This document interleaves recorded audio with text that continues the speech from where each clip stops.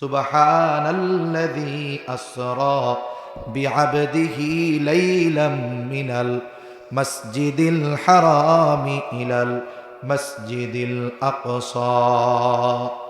আল্লাহ রাব্বুল আলামিন বলেন, পবিত্র সেই সত্তা, সুবহানাল্লাযী আসরা বিআবদিহি, যিনি তার বান্দাকে রাতের বেলায় ভ্রমণ করিয়েছেন, লাইলাম মিনাল মসজিদিল হারামি ইলাল মসজিদিল আকসা। এই ভ্রমণটা গোটা রাত ব্যাপী হয়েছে এমনটা নয়, বরং আল্লাহ তাআলা জানায় দেন এই ভ্রমণটা হয়েছে রাতের কিছু অংশে। ওই সময়ের মাসের পর মাসের পথ, মুহূর্তের ভিতরে আল্লাহ সুবহানাহু ওয়া তাআলা আমার আপনার নবীজিকে সফর করিয়েছেন মসজিদুল হারামি ইলাল মসজিদুল আকসা। তিনি তার বান্দাকে রাতের কিছু অংশে মসজিদুল হারাম থেকে মসজিদে আকসা পর্যন্ত সফর করিয়েছেন। এই সফরটা করানোর উদ্দেশ্য কি? আল্লাহ তাআলা বলেন, আল্লাযী বারাকনা হাওলাহু লিনুরিয়াহু মিন আয়াতিনা। এই সফরটা করানোর উদ্দেশ্য হলো, এই পৃথিবীতে যত নবী রাসূল এসেছেন, যত পয়গম্বর আলাইহিমুস সালামের আগমন ঘটেছে, অধিকাংশের আগমন মসজিদে হারাম থেকে মসজিদে আকসার এই এরিয়ার মধ্যে। এই জায়গাটার মধ্যে আল্লাহ তাআলার অনেক নিদর্শন আছে। এই নিদর্শনগুলো আল্লাহ তাআলা দেখায়া দেখায়া তার হাবিবকে সফর করিয়েছেন। এখন কথা হলো, আর একটু দূরে যাইতে পারলো না? মসজিদে আকসা পর্যন্ত কেন? বলে, মসজিদে আকসার ব্যাপারে আল্লাহ বলেন, আল্লাযী বারাকনা হাওলাহু লিনুরিয়াহু মিন আয়াতিনা। এর চতুর্পাশে আশেপাশে অনেক বরকতময় নিদর্শন আছে। এগুলোকে আমার আপনার নবীজিকে দেখানোর জন্য স্থলপথে আল্লাহ ভ্রমণ করিয়েছেন। এখন নবীজি সাল্লাল্লাহু আলাইহি ওয়াসাল্লাম পৌঁছায়া গেছেন কোথায়? মসজিদুল আকসা।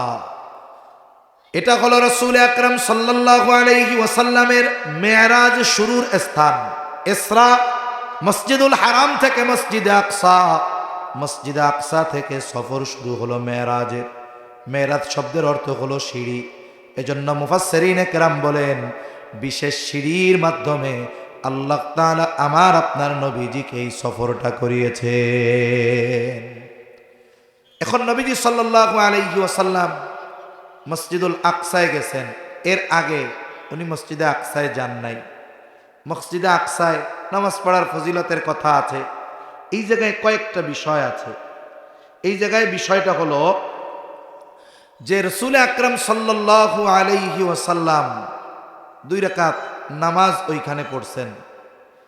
সকল নবী আলাইহিমুস সালামের উপস্থিতিতে কেউ কেউ বলেন আগে নামাজ পড়ছেন 2 রাকাত, কোন কোন বর্ণনা পরে নামাজ পড়ছেন 2 রাকাত।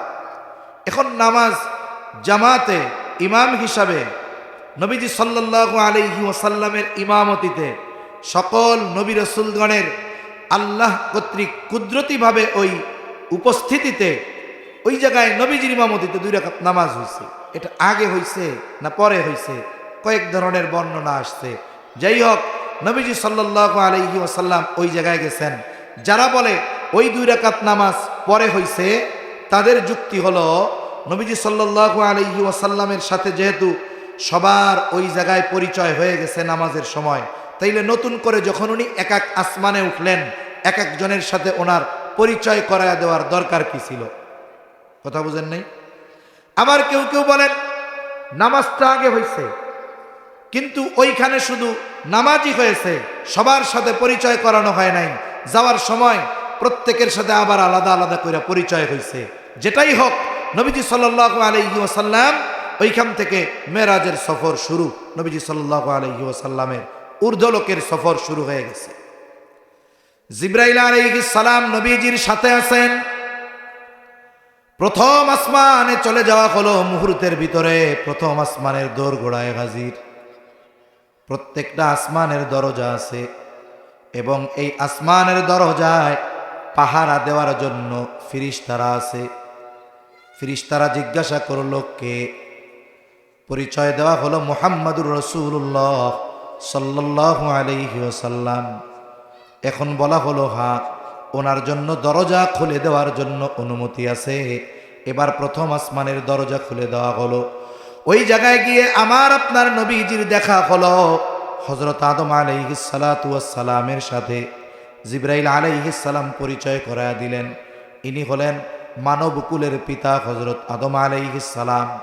এইবার আমার আপনার নবীজির বরকতের জন্য আদম আলাইহিস সালাম দোয়া করলেন। আদম আলাইহিস সালামের দোয়া নিয়া আমার আপনার নবী এইবার সফর শুরু করলেন দ্বিতীয় আসমানের দিকে।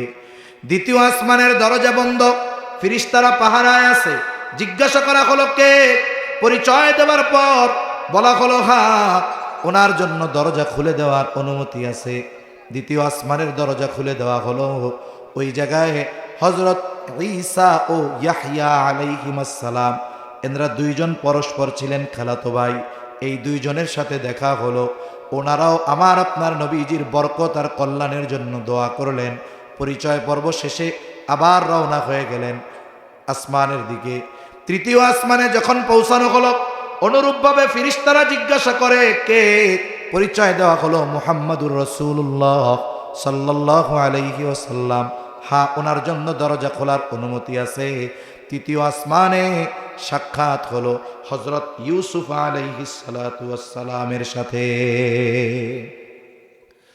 নবীজি সাল্লাল্লাহু আলাইহি ওয়াসাল্লাম মেরাজ থেকে এসে ইউসুফ আলাইহিস সালামের সৌন্দর্যের কথা বর্ণনা করেছেন। ওই জায়গায় পরিচয় হলো আমার আপনার নবীজির কল্যাণ আর বরকতের জন্য তিনি দোয়া করলেন। এরপরে রওনা হলেন চতুর্থ আসমানের দিকে। অনুরূপভাবে ফেরেশতারা জিজ্ঞাসা করলো, পরিচয় দেওয়া হলো, দরজা খুলে দেওয়া হলো। ওইখানে দেখা হলো হযরত ইদ্রিস আলাইহিস সালামের সাথে। ওই জায়গায় ওনাদের সাথে সালাম বিনিময়, আমার আপনার নবীজির কল্যাণের জন্য দোয়া করলেন। এরপরে সফর শুরু হয়ে গেল পঞ্চম আসমানের দিকে। পঞ্চম আসমানে ওইভাবে দরজায় ফেরেশতাদের সাথে কথোপকথন হলো। এরপরে পঞ্চম আসমানে সাক্ষাৎ হয়ে গেল হযরত হারুন আলাইহিস সালামের সাথে। পরিচয় পর্বের পর আমার আপনার নবীজির জন্য বরকত কল্যাণের দোয়া করলেন। এবার ষষ্ঠ আসমানের দিকে সফর। বিল্লাহ عشر شهرا في كتاب الله يوم خلق السماوات والأرض منها أربعة حرم ذلك الدين القيم فلا تظلموا فيهن أنفسكم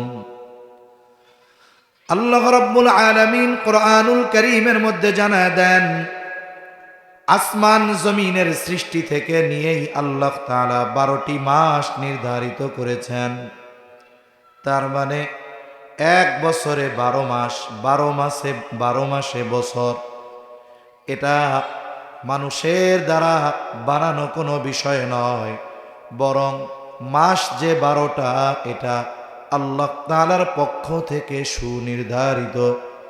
সাথে সাথে আল্লাহ তাআলা বলেন মিনহা আরবাআতুন হুরুম, এই 12টি মাসের মধ্যে 4টি মাস হলো সম্মানিত মাস, 4টি মাস হলো মর্যাদাপূর্ণ মাস।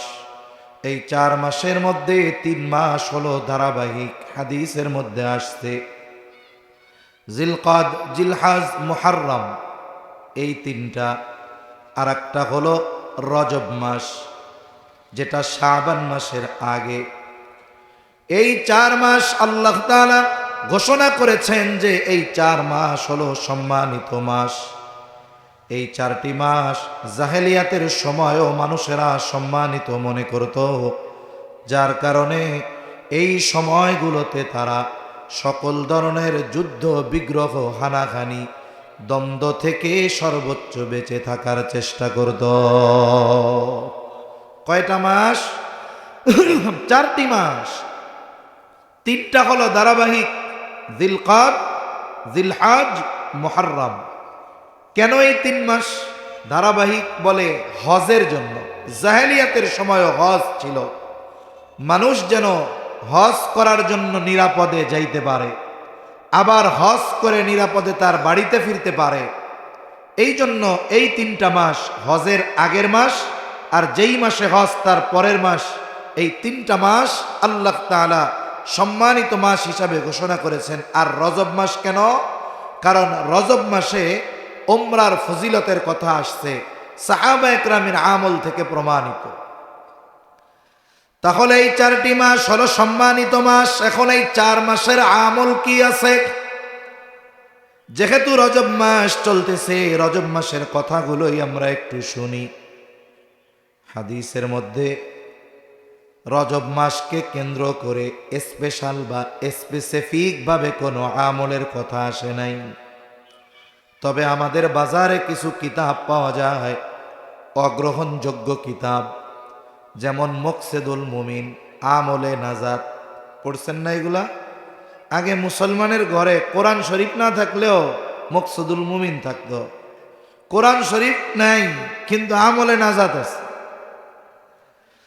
এই মকসুদুল মুমিন, আমলে নাজাত, এই ধরনের অগ্রহণযোগ্য কিতাবগুলার মধ্যে রজব মাসের এক একটা দিনের ব্যাপারে এক এক ধরনের ফজিলতের কথা বলা হইতো। প্রথম শুক্রবারে এই অমুক দিন এত রাকাত নামাজ পড়লে এই সোয়াব, এই সূরা দিয়ে নামাজ পড়লে এই সোয়াব।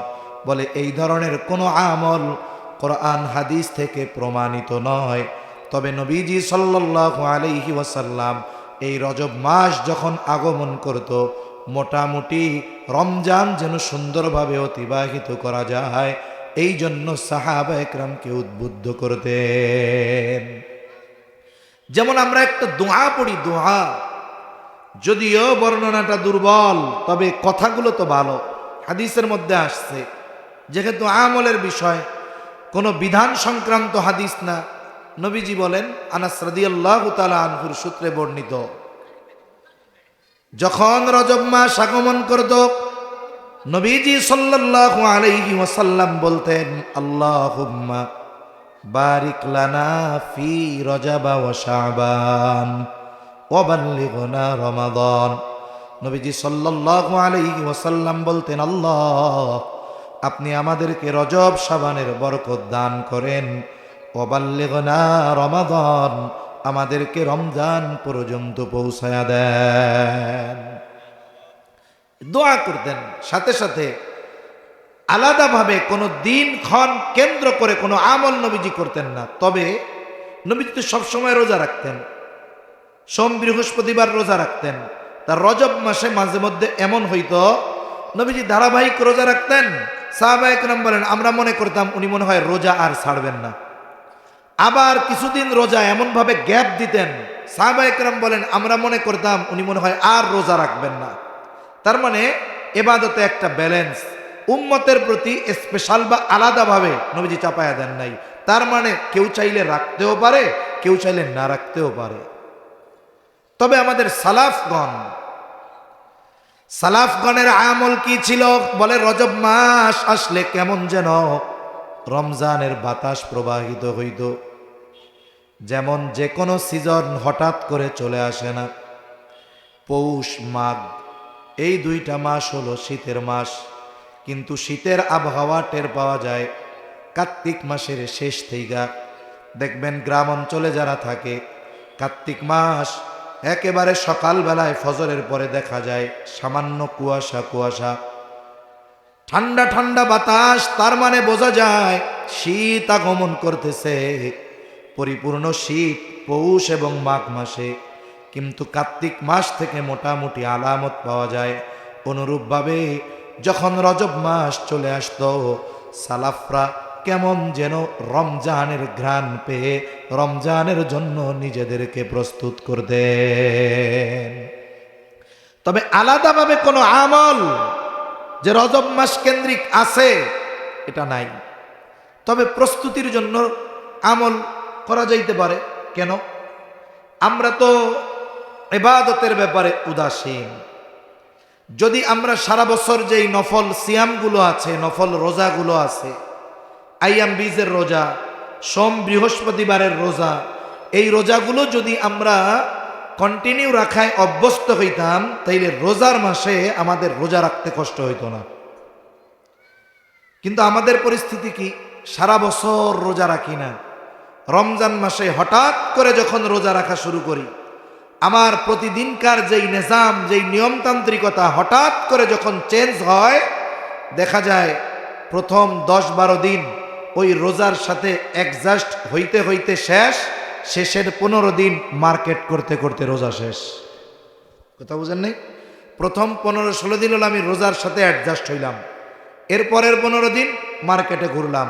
রমজান মাস ইবাদতের এই প্রথম 15 দিন মসজিদে শুইয়া গড়াগড়ি দিয়া শেষ, আর শেষের 15 দিন মার্কেট আর বাড়ি যাওয়ার প্রস্তুতিতে শেষ। কিন্তু যদি আমরা রজব থেকে প্রস্তুতি নিতাম, আমাদের নফল ইবাদত রোজা রাখতাম, কিন্তু কোনো ফজিলত এই উদ্দেশ্যে নয় যে রজবে রোজা রাখলে আলাদা ফজিলত আছে, এমনটা নয়। বরং যদি স্বাভাবিকভাবে রোজা রাখায় অভ্যস্ত হইতাম, তাহলে রোজার সাথে আমাদের শারীরিক একটা অ্যাডজাস্টমেন্ট হয়ে যাইত। আমরা রোজার প্রথম দিন থেকে, রমজানের প্রথম দিন থেকে একেবারে রিল্যাক্সের সাথে, আরামের সাথে নামাজ এবং তারাবি আদায় করতে পারতাম।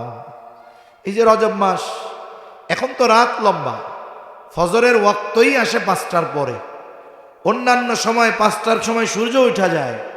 এখন যদি আমরা একটু চেষ্টা করি যে না, সুবহে সাদিকের 20 মিনিট আগে উঠবো, একটু অজু করে 2-4 রাকাত নামাজ পড়বো, একটু লম্বা সূরা দিয়া পড়বো, বা লম্বা সূরা পারি না, এক সূরা বারবার তিলাওয়াত করে নামাজটারে লম্বা করব, যদি এইভাবে আমরা ফরজ বা নফল ইবাদতে অভ্যস্ত হইতাম, তাহলে তারাবিতে দীর্ঘ সময় দাঁড়ায় থাকতে কষ্ট হইতো না।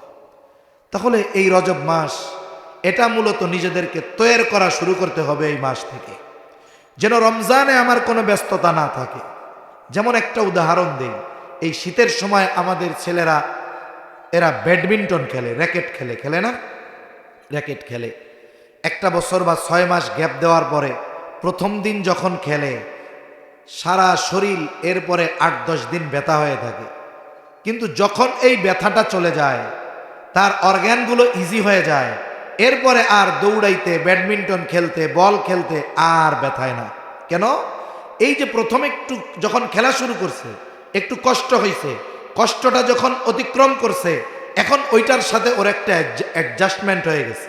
অনুরূপভাবে আমরা যদি এখন থেকেই মোটামুটি রোজা রাখায় অভ্যস্ত হয়ে যাই, আমরা যদি এখন থেকেই আয়াম বীজের রোজাগুলো রাখি, সোম বৃহস্পতিবারের রোজা রাখি, হয়তো জীবনে অনেক রোজা গেছে, আমি আপনি বালেগ হয়ে গিয়েছিলাম, কিন্তু শয়তানের ধোকায় রোজা রাখি নাই, একটু নিয়ত করে ওই রোজাগুলাও রাখি যে আল্লাহ মাফ করে দেন, কাজা আদায় করতেছি, কাফারা দেওয়ার মতো অবস্থা নাই। এইভাবে যদি আমরা রাখি, আশা করা যায় রোজার আসার আগে আমরা রোজার সাথে অ্যাডজাস্ট হয়ে যাব, এক প্রাণবন্ত রমজান আশা করা যায় অতিবাহিত করতে পারবো। ঠিক কিনা বলেন? তাহলে রজব মাস, এটা কেমন যেন রমজানের বাতাস প্রবাহিত হয়, ঘ্রাণ পাওয়া যায়। তবে আমাদের দেশে রজব মাস অন্য আরেকটা বিষয়কে কেন্দ্র করে মোটামুটি বেশ প্রসিদ্ধ। এখন আসেন আরেকটা কথা বলা দরকার। এই যে হারাম মাস, সম্মানিত মাস, এই মাস সমূহে মূল আমলটা কি? আল্লাহ তাআলা গুরুত্বপূর্ণ একটি আমলের কথা বলে দিয়েছেন।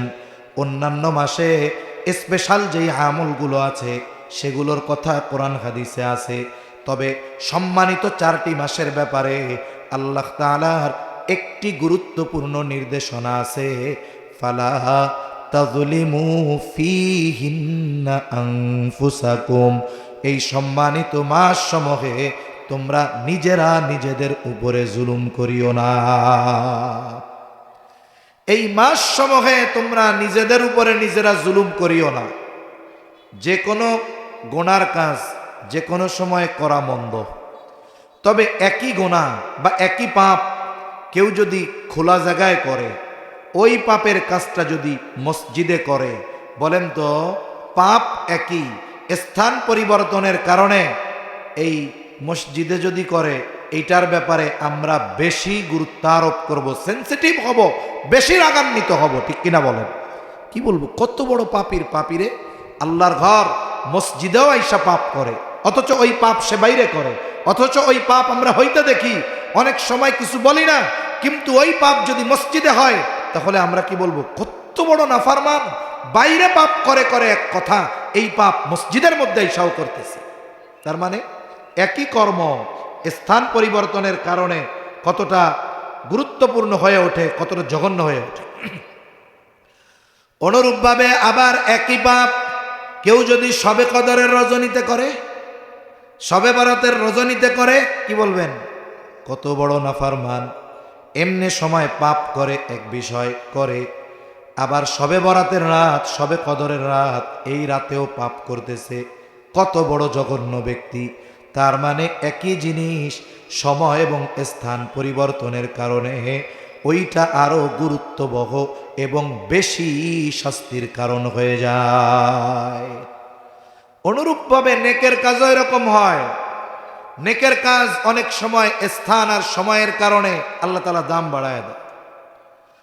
যেমন মনে করেন আজকে যদি কেউ মাগরিবের নামাজ বাংলাদেশে পড়ে থাকে, বাংলাদেশে নামাজ পড়ছে, মাগরিবের নামাজ কয় রাকাত? জোরে বলেন না কয় রাকাত? এখন 3 রাকাতের যেই সওয়াব, এখন যদি কোনো ব্যক্তি এই মাগরিবের নামাজ মসজিদুল আকসায় পড়তে পারত, বলে সওয়াব কমপক্ষে আল্লাহ 250 গুণ বাড়ায়া দিত। কত গুণ? আরো জোরে বলেন কত গুণ? যদি এই নামাজটা মসজিদে নববীতে পড়তে পারত, তাইলে সওয়াব কমপক্ষে 1000 গুণ। যদি এই নামাজটা মসজিদুল হারামে পড়তো, তাহলে এর সওয়াব কমপক্ষে 1,00,000 গুণ আল্লাহ বাড়ায় দিত। তাহলে নামাজ মাগরিবের রাকাতও 3টা, কিন্তু জায়গার দামের কারণে এই ইবাদতের দাম আল্লাহর কাছে বেড়ে যায়। অনুরূপভাবে একই পাপ খোলা জায়গায় করতেছে, আর এই রকম পবিত্র জায়গায় করার কারণে ওই পাপের শাস্তি আর অপরাধ অতি বেশি বলে পরিগণিত হয়। তাহলে রজব মাস, এই মাসে আমাদের মূল কাজ কি? ফালা তাযলিমু ফীহিন্না আনফুসাকুম। আল্লাহ তাআলার নির্দেশ, তোমরা নিজেদের উপরে জুলুম করো না। মানুষ নিজের উপরে নিজে জুলুম করে কেমনে? বলে মানুষ পাপ করার মাধ্যমে, আল্লাহ তাআলার হুকুম আহকাম অমান্য করার মাধ্যমে মানুষ নিজের উপরে নিজে জুলুম করে। তাহলে প্রথম কাজ এই রজব মাসে আমরা সকল ধরনের পাপ থেকে বাঁচবো। কোন ইনশাআল্লাহ? আরো জোরে কোন ইনশাআল্লাহ। আল্লাহ তৌফিক দান করেন। 2 নম্বর, এই রজব মাস যেই কারণে বেশি প্রসিদ্ধ, রজব মাসে বলা হয় রাসূল আকরাম সাল্লাল্লাহু আলাইহি ওয়াসাল্লামের ইসরা ও মেরাজ সংগঠিত হয়েছে। অনেক কিছু আছে প্রসিদ্ধ, তবে বিশুদ্ধ নয়। সব প্রসিদ্ধ বিষয় বিশুদ্ধ নয়। যেমন বলা হয় রজব মাসের 27 তারিখে নবীজির মেরাজ হয়েছে। রজব মাসের কয় তারিখ? 27 তারিখ। এটা যদিও বলা হয় এটা একটা প্রসিদ্ধ মত, তবে এটা বিশুদ্ধ এমনটা নয়। কেন? বলে হিজরতের আগে, হিজরি তারিখ গণনাই শুরু হয় নাই। এর আগে ঐতিহাসিক কোনো বিষয়কে নির্দিষ্ট তারিখের সাথে সংযুক্ত করে হিসাব রাখা হইতো না, বরং ঐতিহাসিক কোনো বিষয়কে বছরের সাথে সম্পৃক্ত করে রাখা হইত। যেমন ওই যে বলতো আমুল ফিল, ওই যে হস্তির বছর, এইভাবে ওরা হিসাব রাখতো বড় কোনো ঘটনাকে কেন্দ্র করে।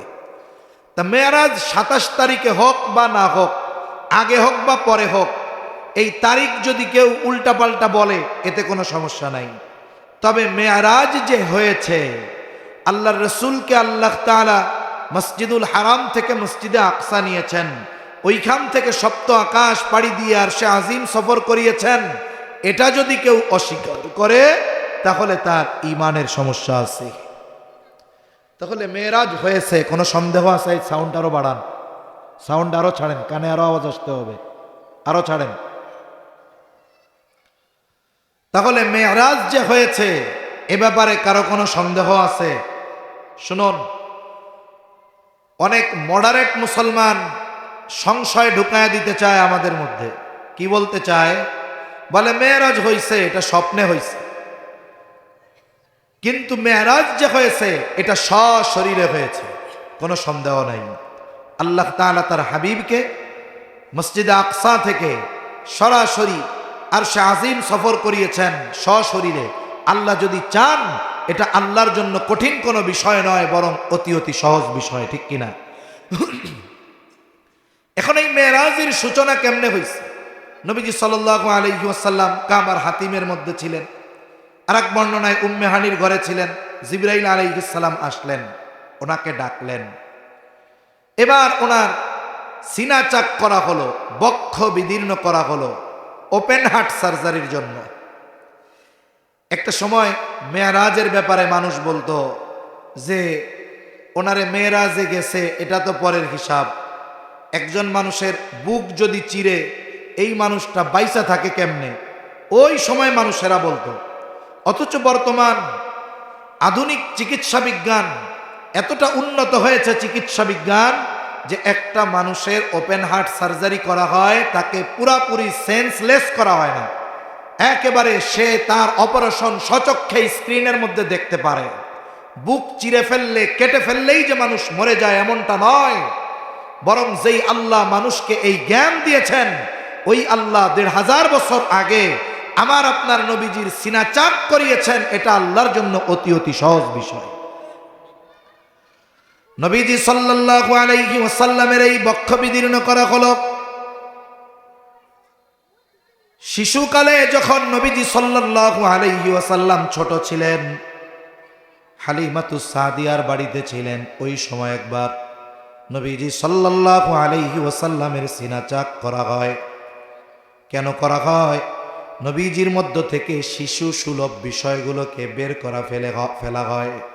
কারণ আল্লাহ তাআলা যাকে নবুয়ত দিবেন, এই নবুয়তের মহান জিম্মাদারি পালনের জন্য শুরু থেকেই আল্লাহ তাআলা তাদেরকে প্রস্তুত করে তুলে। এজন্য নবীজির মধ্যে কোনো শিশু সুলভ আচরণ পরিলক্ষিত হইত না। নবীজি সাল্লাল্লাহু আলাইহি ওয়াসাল্লামের ছোটবেলায় একবার সিনা চাক হয়, বক্ষ বিদীর্ণ করা হয়। এরপরে কেউ কেউ বলেন যৌবনকালে একবার করা হয়। কারণ কি? মানুষের যৌবনের কারণে অনেক ধরনের চাহাত আসতে পারে।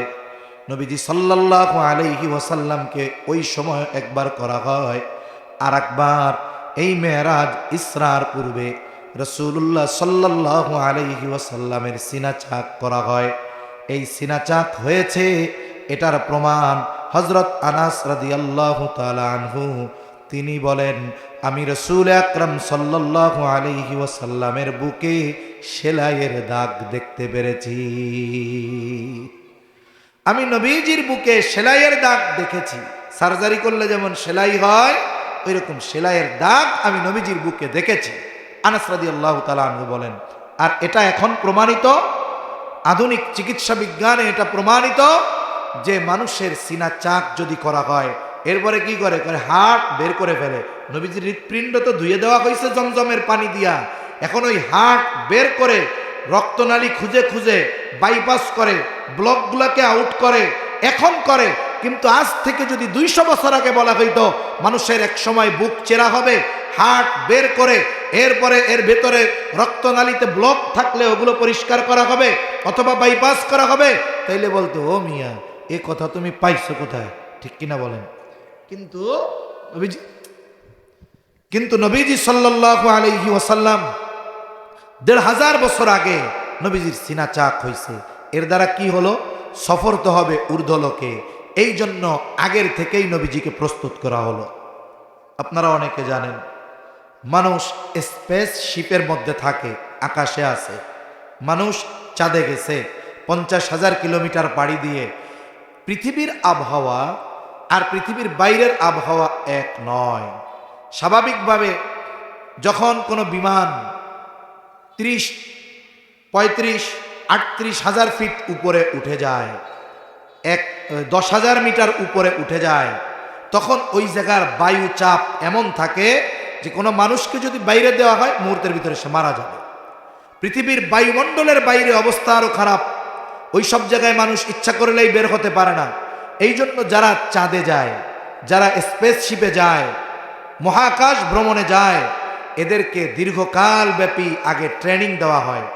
নাসার তত্ত্বাবধানে বছরের পর বছর ট্রেনিং দেওয়ার পর ওই জায়গার আবহাওয়ার সাথে অ্যাডজাস্টমেন্ট করার জন্য যা দরকার ওইগুলো করার পর এরপরে তাকে স্পেস শিপে মহাকাশে পাঠানো হয়। যেহেতু আমার আপনার নবীজির সফর শুধুমাত্র মসজিদে হারাম থেকে মসজিদে আকসা পর্যন্ত শেষ নয়, বরং নবীজির সফর এক লম্বা সফর, সপ্ত আকাশ পাড়ি দিয়ে আরশে আজিম পর্যন্ত এ বড় সফর হবে।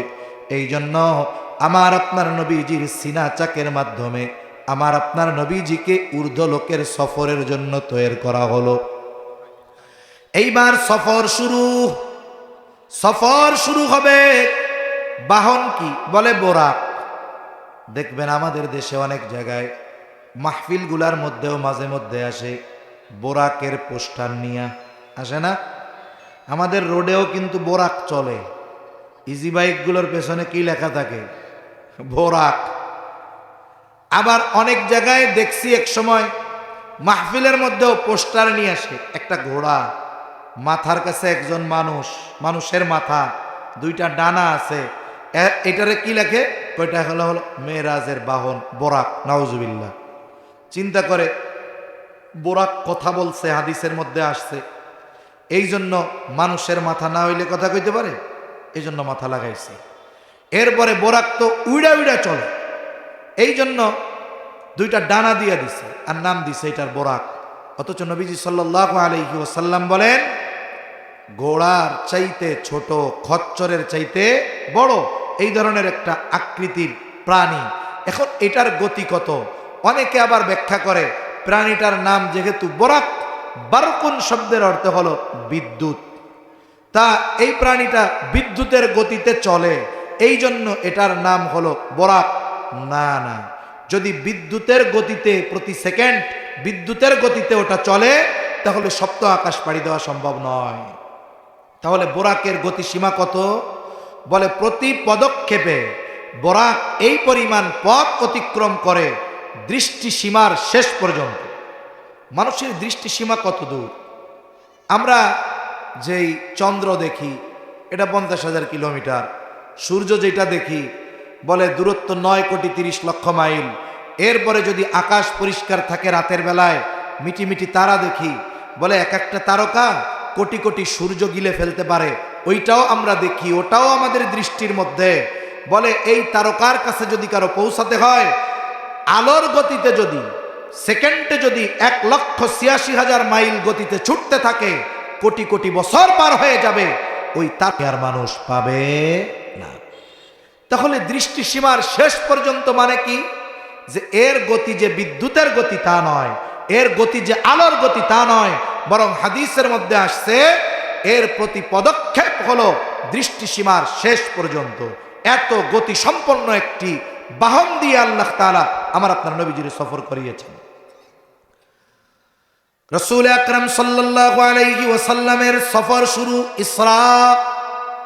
ইসরা হলো জমিন থেকে জমিনে যেই ভ্রমণটা হয়েছে সেটা হলো ইসরা। এবার নবীজি সফরের জন্য প্রস্তুত, বাহনও প্রস্তুত, সফর শুরু। আল্লাহ তাআলা কোরআনুল কারীমে সূরা বানী ইসরাঈলের মধ্যে এই সফরের কথা আল্লাহ তাআলা বলেন, সুবহানার মানুষ পাবে না। তাহলে দৃষ্টিসীমার শেষ পর্যন্ত মানে কি? যে এর গতি যে বিদ্যুতের গতি তা নয়, এর গতি যে আলোর গতি তা নয়, বরং হাদিসের মধ্যে আসছে এর প্রতি পদক্ষেপ হলো দৃষ্টিসীমার শেষ পর্যন্ত। এত গতি সম্পন্ন একটি বাহন দিয়ে আল্লাহ তাআলা আমার আপনার নবীজির সফর করিয়েছেন। রাসূল আকরাম সাল্লাল্লাহু আলাইহি ওয়াসাল্লামের সফর শুরু ইসরা হলো জমিন থেকে জমিনে যেই ভ্রমণটা হয়েছে সেটা হলো ইসরা।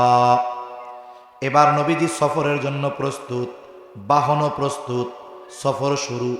আল্লাহ তাআলা কোরআনুল কারীমে সূরা বানী ইসরাঈলের মধ্যে এই সফরের কথা আল্লাহ তাআলা বলেন, সুবহানাল্লাযী আসরা বিআবদিহি লাইলাম মিনাল মাসজিদিল হারামি ইলাল মসজিদিল আকসা।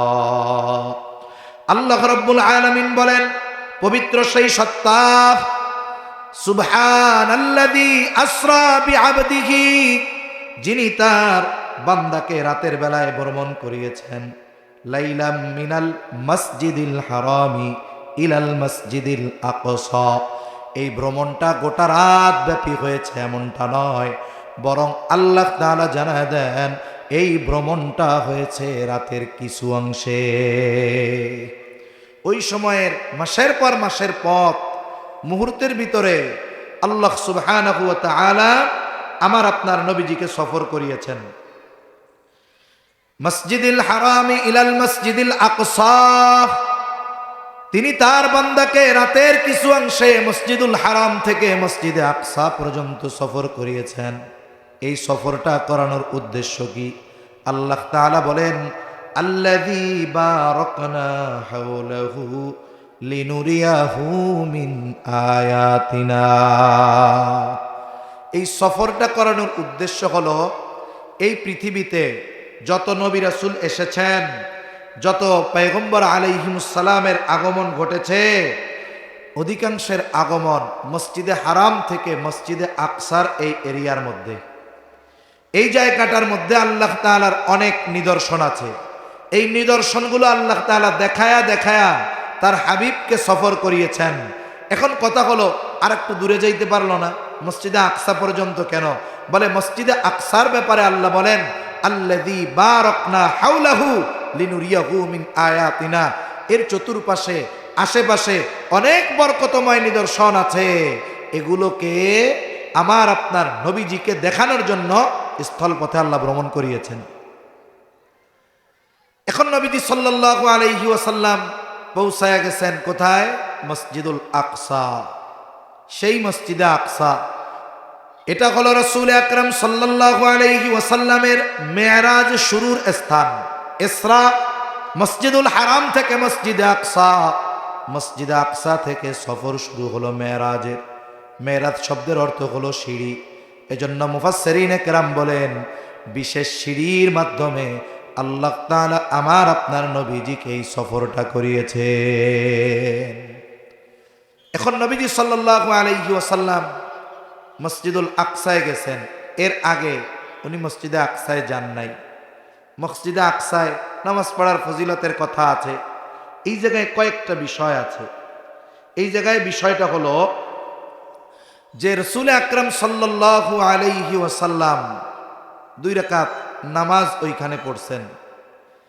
সকল নবী আলাইহিমুস সালামের উপস্থিতিতে কেউ কেউ বলেন আগে নামাজ পড়ছেন 2 রাকাত, কোন কোন বর্ণনা পরে নামাজ পড়ছেন 2 রাকাত। এখন নামাজ জামাতে ইমাম হিসাবে নবীজি সাল্লাল্লাহু আলাইহি ওয়াসাল্লামের ইমামতিতে সকল নবী রাসূলগণের আল্লাহ কর্তৃক কুদরতিভাবে ওই উপস্থিতিতে ওই জায়গায় নবীজির ইমামতিতে 2 রাকাত নামাজ হয়েছে। এটা আগে হয়েছে না পরে হয়েছে, কয়েক ধরনের বর্ণনা আসছে। যাই হোক, নবীজি সাল্লাল্লাহু আলাইহি ওয়াসাল্লাম ওই জায়গায় গেছেন। যারা বলে ওই 2 রাকাত নামাজ পরে হয়েছে, তাদের যুক্তি হলো নবীজি সাল্লাল্লাহু আলাইহি ওয়াসাল্লামের সাথে যেহেতু সবার ওই জায়গায় পরিচয় হয়ে গেছে নামাজের সময়, তাইলে নতুন করে যখন উনি এক এক আসমানে উঠলেন, এক একজনের সাথে ওনার পরিচয় করায় দেওয়ার দরকার কি ছিল? কথা বুঝেন নাই? আবার কেউ কেউ বলেন নামাজটা আগে হয়েছে, কিন্তু ওইখানে শুধু নামাজই হয়েছে, সবার সাথে পরিচয় করানো হয় নাই। যাওয়ার সময় প্রত্যেকের সাথে আবার আলাদা আলাদা করে পরিচয় হয়েছে। যেটাই হোক, নবীজি সাল্লাল্লাহু আলাইহি ওয়াসাল্লাম ওইখান থেকে মেরাজের সফর শুরু। নবীজি সাল্লাল্লাহু আলাইহি ওয়াসাল্লামের ঊর্ধ্বলোকের সফর শুরু হয়ে গেছে। জিবরাইল আলাইহিস সালাম নবীজির সাথে আছেন। প্রথম আসমানে চলে যাওয়া হলো মুহূর্তের ভিতরে। প্রথম আসমানের দোরগোড়ায় হাজির। প্রত্যেকটা আসমানের দরজা আছে এবং এই আসমানের দরজায় পাহারা দেওয়ার জন্য ফিরিস্তারা আছে। ফিরিস্তারা জিজ্ঞাসা করল কে? পরিচয় দেওয়া হলো মুহাম্মাদুর রাসূলুল্লাহ সাল্লাল্লাহু আলাইহি ওয়াসাল্লাম। এখন বলা হলো হ্যাঁ, ওনার জন্য দরজা খুলে দেওয়ার জন্য অনুমতি আছে। এবার প্রথম আসমানের দরজা খুলে দেওয়া হলো। ওই জায়গায় গিয়ে আমার আপনার নবীজির দেখা হলো। হযরত আদম আলাইহিস সালাতু ওয়াস সালামের সাথে জিবরাইল আলাইহিস সালাম পরিচয় করায়া দিলেন। ইনি হলেন মানবকুলের পিতা হযরত আদম আলাইহিস সালাম। এইবার আমার আপনার নবীজির বরকতের জন্য আদম আলাইহিস সালাম দোয়া করলেন। আদম আলাইহিস সালামের দোয়া নিয়া আমার আপনার নবী এইবার সফর শুরু করলেন দ্বিতীয় আসমানের দিকে। দ্বিতীয় আসমানের দরজা বন্ধ, ফেরেশতারা পাহারায় আছে। জিজ্ঞাসা করা হলো কে? পরিচয় দেওয়ার পর বলা হলো হ্যাঁ, ওনার জন্য দরজা খুলে দেওয়ার অনুমতি আছে। দ্বিতীয় আসমানের দরজা খুলে দেওয়া হলো। ওই জায়গায় হযরত ঈসা ও ইয়াহইয়া আলাইহিস সালাম, এনারা দুইজন পরস্পর ছিলেন খালাতো ভাই। এই দুইজনের সাথে দেখা হলো। ওনারাও আমার আপনার নবীজির বরকত আর কল্যাণের জন্য দোয়া করলেন। পরিচয় পর্ব শেষে আবার রওনা হয়ে গেলেন আসমানের দিকে। তৃতীয় আসমানে যখন পৌঁছানো হলো, অনুরূপভাবে ফেরেশতারা জিজ্ঞাসা করে কে? পরিচয় দেওয়া হলো মুহাম্মাদুর রাসূলুল্লাহ সাল্লাল্লাহু আলাইহি ওয়াসাল্লাম। হ্যাঁ, ওনার জন্য দরজা খোলার অনুমতি আছে। তৃতীয় আসমানে সাক্ষাৎ হলো হযরত ইউসুফ আলাইহিস সালাতু ওয়াস সালামের সাথে। নবীজি সাল্লাল্লাহু আলাইহি ওয়াসাল্লাম মেরাজ থেকে এসে ইউসুফ আলাইহিস সালামের সৌন্দর্যের কথা বর্ণনা করেছেন। ওই জায়গায় পরিচয় হলো আমার আপনার নবীজির কল্যাণ আর বরকতের জন্য তিনি দোয়া করলেন। এরপরে রওনা হলেন চতুর্থ আসমানের দিকে। অনুরূপভাবে ফেরেশতারা জিজ্ঞাসা করলো, পরিচয় দেওয়া হলো, দরজা খুলে দেওয়া হলো। ওইখানে দেখা হলো হযরত ইদ্রিস আলাইহিস সালামের সাথে। ওই জায়গায় ওনাদের সাথে সালাম বিনিময়, আমার আপনার নবীজির কল্যাণের জন্য দোয়া করলেন। এরপরে সফর শুরু হয়ে গেল পঞ্চম আসমানের দিকে। পঞ্চম আসমানে ওইভাবে দরজায় ফেরেশতাদের সাথে কথোপকথন হলো। এরপরে পঞ্চম আসমানে সাক্ষাৎ হয়ে গেল হযরত হারুন আলাইহিস সালামের সাথে। পরিচয় পর্বের পর আমার আপনার নবীজির জন্য বরকত কল্যাণের দোয়া করলেন। এবার ষষ্ঠ আসমানের দিকে সফর শুরু। ষষ্ঠ আসমানের দরজায় ওই রকম পরিচয় বিনিময়ের পর দরজাটা খুলে দেওয়া হলো। ওইখানে সাক্ষাৎ হযরত মুসা আলাইহিস সালামের সাথে। পরিচয় কথোপকথনের পরে আমার আপনার নবীজির জন্য তিনি দোয়া করলেন। এবার সপ্তম আসমানের দিকে রওয়ানা। সপ্তম আসমানের দরজায়ও ওই রকম জিজ্ঞাসা করা হলো পরিচয় পর্ব শেষ হবার পর দরজাটা খুলে দেওয়া হলো। এই সপ্ত আসমানে সাক্ষাৎ হলো হযরত ইব্রাহিম আলাইহিস সালাতু ওয়াস সালামের সাথে।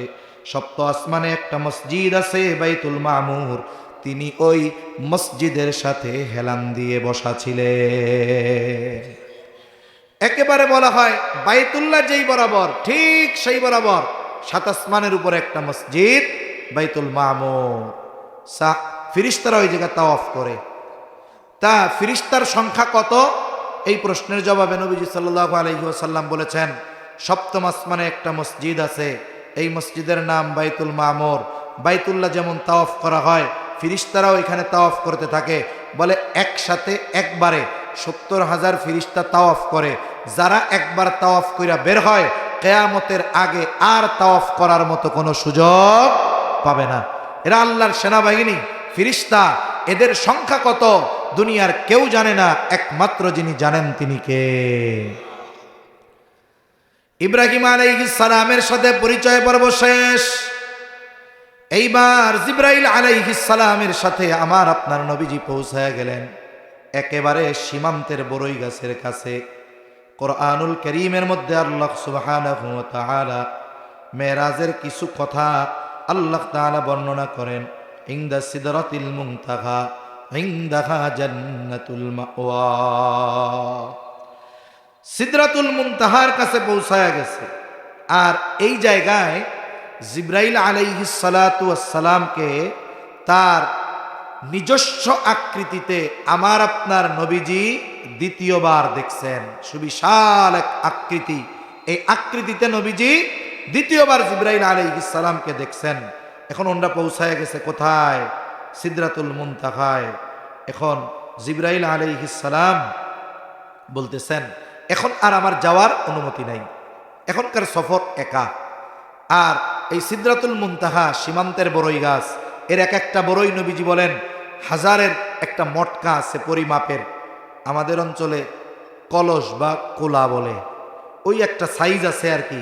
ওই রকম এক একটা বড়ই, পাতাগুলো হাতির কানের মতো, একটা একটার সাথে বাড়ি খায়, সুন্দর আওয়াজ হয়। আর এটা কোথায়? এটা হলো জান্নাতুল মাওয়ার নিকটে। এই বিষয়টা নিয়ে আমাদের দেশে অনেকে মেরাজের ঘটনা খুব ফাপায়া ফুপায়া সাজায়া সুজায়া বলে। কি বলে? মেরাজের ঘটনা তো অনেক ওয়াইজ করে না, এরকম খুব টান দিয়া করে। মূল কথাগুলো তো বলে না, বরং দেখা যায় যে কথাগুলো বলে এগুলো বলার কোনো প্রয়োজন নাই। কানে হাত দিয়া খুব এসকনিয়া টান দিয়া মেরাজের ওয়াজ আপনারা শুনছেন না? কানে টান দিয়া বলবে। নবীজিকে নিয়ে যখন জিবরাইল আলাইহিস সালাম সিদরাতুল মুনতাহায় পৌঁছে গেলেন, এবার জিবরাইল আলাইহিস সালাম বলে, ইয়া রাসূলুল্লাহ, আমার সীমান্ত শেষ, আমার এখন স্তব, আমার সামনে যাওয়ার আর কোনো অনুমতি নেই। আমি যদি আর এক কদম সামনে যাই, আমার ৭০,০০০ নূরের পালক মুহূর্তে পুড়ে ছাই হয়ে যাবে। আমরা তো কই মারহাবা মাশাআল্লাহ, হ্যাঁ এরকম ওয়াজ চলে না? চলে, এগুলো আমরাও পারি। তা যাই হোক, এই যে মানুষ কইছে মারহাবা মাশাআল্লাহ, অথচ এইরকম কোন কথা মেরাজের ঘটনার সাথে না। একেবারে বানায়া ফুবায়া সত্য ঘটনাকে মিথ্যার প্রলেপ দিয়ে মূল বিষয়টাকে গোপন করা হয়। মেরাজের মূল উদ্দেশ্য মানুষের কাছে পৌঁছানো হয় না। এবারের সফর আমার আপনার নবীজির একা। আমি অল্প কথা, মূল কথাগুলো বলতেছি। এবার আল্লাহ তাআলার সাথে আমার আপনার নবীজির মুলাকাত, সাক্ষাৎ, মিটিং, দূরত্ব কতটুক? হাদিসের মধ্যে আসছে যে আমার আপনার নবীজি আল্লাহকে দেখছে। আর এক বর্ণনা দেখে নাই। যদি দেখে থাকে, বলে আল্লাহ তাআলা আমার আপনার নবীজিকে নিয়ে গেছেন এমন এক জগতে যেটার সাথে দুনিয়ার এই জগতের কোনো সম্পর্ক নাই। বলে এই মিয়া, আমরাও তো আল্লাহকে ইনশাআল্লাহ দেখব, প্রাণ ভরে দেখব, কিন্তু দুনিয়া তো এমন জায়গা, এখানে তো দেখা সম্ভব নয়। কিন্তু ওই জগতের কথা ভিন্ন। আল্লাহ যদি চায় হাবিবকে দেখা দিতে, হতে পারে, কোনো ব্যাপার না। তবে উভয়ের মধ্যে নৈকট্য কতটুক? সুম্মা দানা ফাতাদাল্লা ফাকানা কাবা কাউসাইনি আও আদনা। এক ধনুক পরিমাণ দূরত্ব অথবা তার চাইতে কম। এত কাছাকাছি, আল্লাহ তাআলার এত নিকটে আমার আপনার নবীজি। এইবার হাবিবের সাথে কথা হলো। আল্লাহ সুবহানাহু ওয়া তাআলা তিনটা জিনিস আমার আপনার নবীজিকে দিয়েছেন। এক নাম্বার সূরা বাকারার শেষ আয়াতগুলো। দুই নাম্বার, যদি কোনো বান্দা শিরিক না করে তার ব্যাপারে ক্ষমার নিশ্চয়তা। আর আমাদের জন্য 50 ওয়াক্ত নামাজ। কয় ওয়াক্ত নামাজ? 50 ওয়াক্ত নামাজ। তিন জিনিসের এক নাম্বার কি? শিরিক যদি না করে তার ব্যাপারে ক্ষমার ঘোষণা। দুই নাম্বার সূরা বাকারার শেষ আয়াতগুলো। তিন নাম্বার 50 ওয়াক্ত নামাজ। এখন আল্লাহর কাছ থেকে কথোপকথন শেষ, হাদিয়া নিয়া নবীজি সাল্লাল্লাহু আলাইহি ওয়াসাল্লাম ফিরতেছেন। ফেরার পথে মুসা আলাইহিস সালাতু ওয়াস সালাম বলতেছে, আল্লাহ তাআলার কাছে তো গেলেন, কি হাদিয়া দিছে? বলে এইটা আর 50 ওয়াক্ত নামাজ। তো বলছে আপনার উম্মত পারবে না, আপনি আল্লাহর কাছে ফরিয়াদ করেন কমানোর জন্য। 5 কমানো হইল।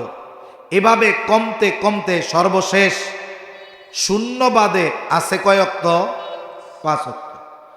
এরপরেও মুসা আলাইহিস সালাম বলতেছে আপনার উম্মত এটাও ঠিকমতো পড়বে না, আপনি আল্লাহর কাছে গিয়া বলেন। নবীজি সাল্লাল্লাহু আলাইহি ওয়াসাল্লাম লজ্জা পাইতেছে। 50 থেকে কুমাইয়া আনছি 5-এ, 45ই নাই। এখন আবার যাই কেমনে? অনেক মানুষ মনে মনে কয়, আহারে নবীজি যদি আর একবার যাইতো তাইলে মনে হয় শুক্রবার ছাড়া আর নামাজ পড়া লাগতো না। বুঝেন নাই? প্রত্যেকবারে যাইয়া 5 কমাইছে, কোনোবারে 10 কমছে। যদি আর একবার কোনো মতে যাইতো তাইলে কমাবে আর কি, তাইলে মনে হয় সপ্তাহে একদিন। আমি বলি যদি ওইটাই হইতো তাইলে যারা চিন্তা করতেছে ওরা গোটা হায়াতে একদিনও জুমার নামাজই পড়তো না। এখন তো সপ্তাহে একদিন হাজিরা দেয়, ওই সময় সাপ্তাহিক নামাজটাও পড়তো না। এখন এই 5 ওয়াক্ত নামাজ। তবে আল্লাহ তাআলা প্রতিদানের ক্ষেত্রে কোনো কমতি দেন নাই। কারণ আল্লাহ তাআলা যেই প্রতিদান ঘোষণা করেন ওটার থেকে কমান না, কিন্তু বান্দার ক্ষেত্রে আল্লাহ সহজ করেন। আমলের ক্ষেত্রে নবীজিকে আল্লাহ জানায় দিলেন, হাবিব 50 ওয়াক্ত নামাজ ছিল, এখন আপনার উম্মত 5 ওয়াক্ত পড়বে, বলে 5 ওয়াক্ত পড়বে, তবে 50 ওয়াক্তের সওয়াব আমি আল্লাহ তাকে দিয়ে দিব। আমল হালকা হয়েছে, প্রতিদান হালকা হয় নাই।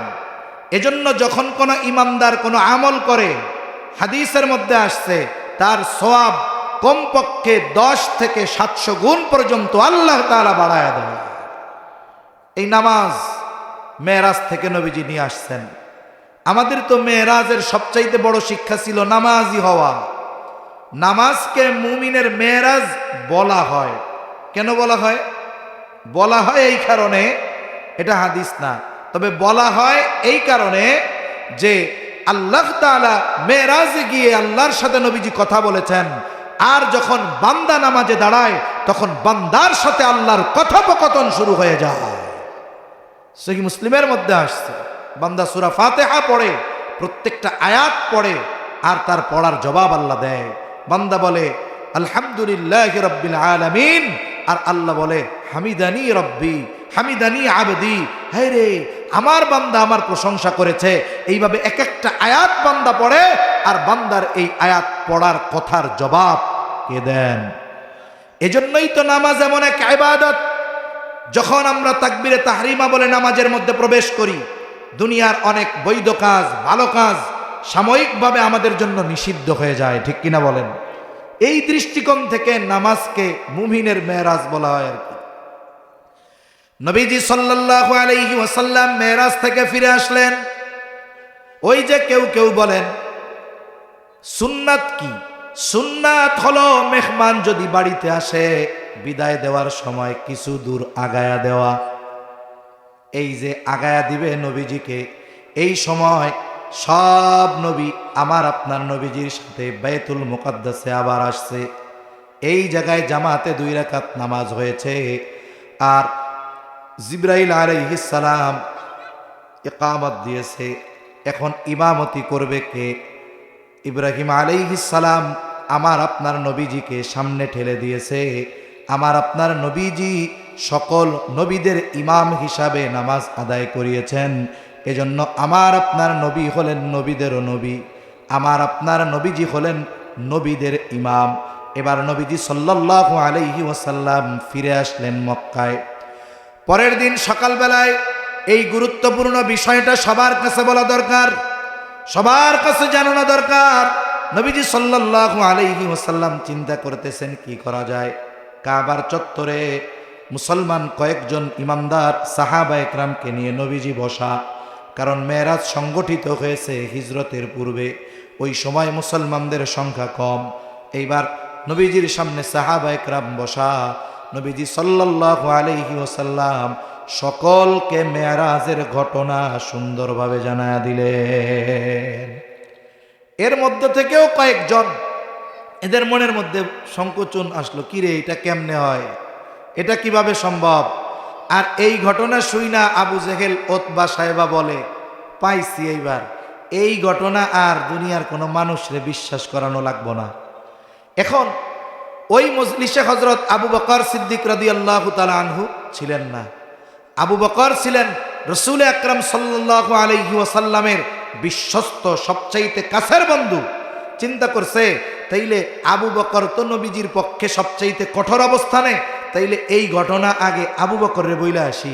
সে যদি অবিশ্বাস করে যে না এইটা সম্ভব নয়, আর কিছু লাগবে না, বাকি সবাই এমনিই বলবে যে এই ঘটনা বিশ্বাস হয় না। এই জন্য গেছে আবু বকর রাদিয়াল্লাহু তাআলা আনহুর কাছে, গিয়া বলে, আবু বকর শুনছনি ঘটনা? কি হইছে? তোমাদের নবী তো এক ঘটনা কইছে। কি ঘটনা? বলছে এই নাকি ঘটছে।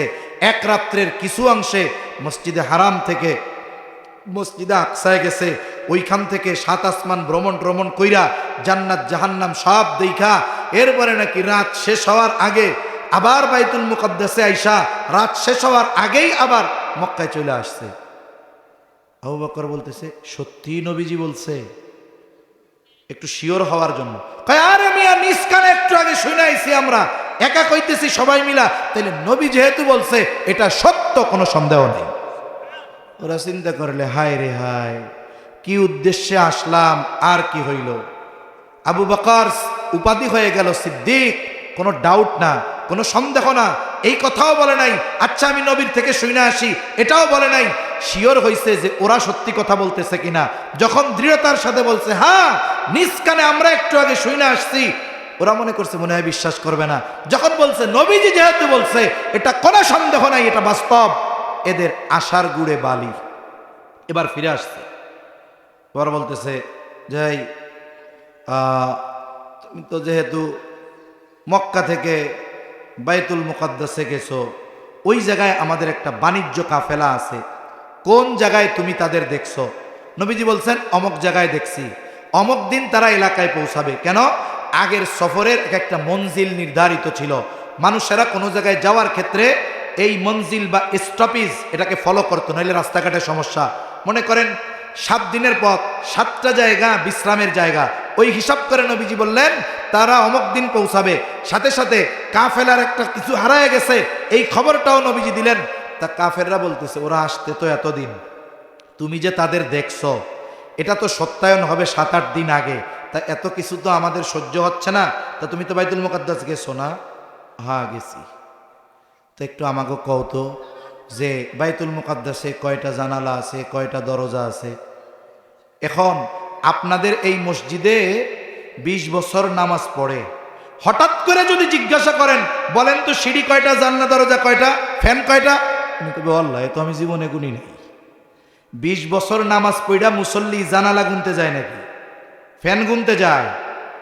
এখন যদি আমি জিজ্ঞাসা করি কোন তো ফ্যান আছে কয়টা, 20 বছর নামাজ পড়েন, আপনি যা কইলেন তা সংখ্যায় মিলল না।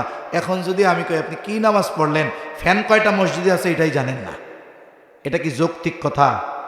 আমার আপনার নবীজি কি বাইতুল মুকাদ্দাসে দরজা জানালা সিঁড়ি এগুলো গুনতে গেছে? নবীজি তো এই জন্য যায় নাই। ওই যে বরকতময় স্থান সমূহ আল্লাহ তাআলা আমার আপনার নবীজিকে দেখানোর জন্য নিছে, 2 রাকাত নামাজ পড়ছে এইটুকু সময়। এখন ওরা যখন জিজ্ঞাসা করছে, অনেকের মনের মধ্যে তখন কি টালমাটাল, উনি যদি সত্যই এত দূর যাইয়া থাকে, আসমানে যাইয়া থাকে, তাইলে দরজা জানলা কয়টা আছে এটা কইতে ওনার কোনো সমস্যা না। তো নবীজিও চিন্তা করতেছেন আমি তো গুনি টুনি নাই, জিজ্ঞাসা তো কইরা বসছে, ঘটনাটা সত্য, এখন আছে কয়টা এটা তো আমিও জানি না। হাদিসের মধ্যে আসছে যখন তারা প্রশ্ন করলো বলো দরজা জানালা সিঁড়ি সবগুলা কয়টা কও, তুমি যেহেতু সত্যই বাইতুল মুকাদ্দাসে গেছো তাহলে বলো। আবার তুমি তো বলতে পারবা কারণ তুমি মক্কা থেকে মসজিদুল আকসা, সেখান থেকে আরশে আজিম সফর করেছ, এটা তো বলা কোনো ব্যাপারই না। আসলে তো নবীজি গোনে নাই, আর আমার আপনার নবীজি তো আলিমুল গায়েব নয় যে তিনি ওইটাকে এখান থেকে বসে বসে দেখে তিনি বইলা দিবেন। হাদিসের মধ্যে আসছে নবীজি বলেন ফাজালাল্লাহু লি বাইতুল মুকাদ্দাস ফাতাফিকতু উখবিরুহুম নবীজি সাল্লাল্লাহু আলাইহি ওয়াসাল্লাম বলেন আমার সামনে বাইতুল মুকাদ্দাসকে তুলে ধরা হলো, ফাতাফিকতু উখবিরুহুম আন আয়াতিহি ওয়া আনা আনজুরু। জিবরাইল আলাইহিস সালাম আল্লাহ তাআলার বিশেষ কুদরতে আমার সামনে বাইতুল মুকাদ্দাসকে তুলে ধরা হলো, আর আমি দেখে দেখে বাইতুল মুকাদ্দাসের ব্যাপারে কাফেরদের সব প্রশ্নের জবাব দিয়ে দিলাম। এত কিছুর পরেও কি কয় এটা জাদুকর, লাস্টে কি কয় চিন্তা করছো সব কইয়া দেয়। এখন বিষয় হলো এই মেরাজ সংগঠিত হয়েছে, কোনো সন্দেহ আছে? এর উপরে আমাদের ঈমান রাখতে হবে, কোনো সন্দেহ নাই। অনেকে সংশয় সন্দেহ মনের মধ্যে ঢুকায়া দিবে যে না এটা সম্ভব নয়, সশরীরে যাবে কেমনে, ঊর্ধ্বলোকের আবহাওয়া অতিমাত্রায় তাপ মুহূর্তের ভিতরে গলে যাওয়া সম্ভব। আরে বেটা এই পৃথিবীর যত কিছু আছে সব কিছুর নিয়ন্ত্রণ আমার রবের হাতে, ঠিক কিনা বলেন? সেই রব যদি সকল প্রতিবন্ধকতাকে দূর করে তার হাবিবকে আরশে আজিমে নেয়, পৃথিবীর কোন শক্তি আছে আমার আপনার নবীকে ঠেকায় রাখবে? আছে। এজন্য ঈমান এটা ঈমানি বিষয়, আকীদার বিষয় যে মেরাজ সংগঠিত হয়েছে, সশরীরে হয়েছে। মেরাজ থেকে উম্মতের জন্য নবীজি ক্ষমার ঘোষণা নিয়ে আসছেন, মেরাজ থেকে উম্মতের জন্য আল্লাহর হাদিয়া 5 ওয়াক্ত নামাজ নিয়ে এসেছেন। এই উম্মতের জন্য সূরা বাকারার শেষ কয় আয়াত আরশে আজিম থেকে আল্লাহর পক্ষ থেকে নবীজি হাদিয়া নিয়ে আসছেন। এখন এই মেরাজের শিক্ষা কি?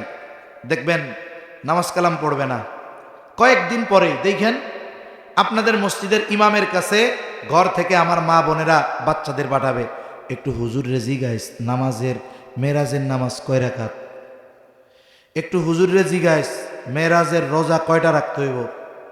অথচ মেরাজের মূল শিক্ষা আমরা তো ওই সময় পরিপূর্ণভাবে আমল করব যখন আমার নামাজ ছুটে যাবে না, ঠিক কিনা বলেন? এই রজব মাসের পরিপূর্ণ শিক্ষা আমার মধ্যে তো তখন আসবে যখন আমি গুনাহ থেকে বেঁচে থাকব। এজন্য সম্মানিত উপস্থিতি, এই রজব মাস এটা এক নাম্বার আল্লাহ কর্তৃক ঘোষিত সম্মানিত একটি মাস, হারাম মাস। এই মাস থেকে আমরা রমজানের প্রস্তুতি নেওয়া শুরু করব, নেক আমল বেশি বেশি করব, কোনো টার্গেট বা উদ্দেশ্য বা ফজিলত কেন্দ্র করে নয়।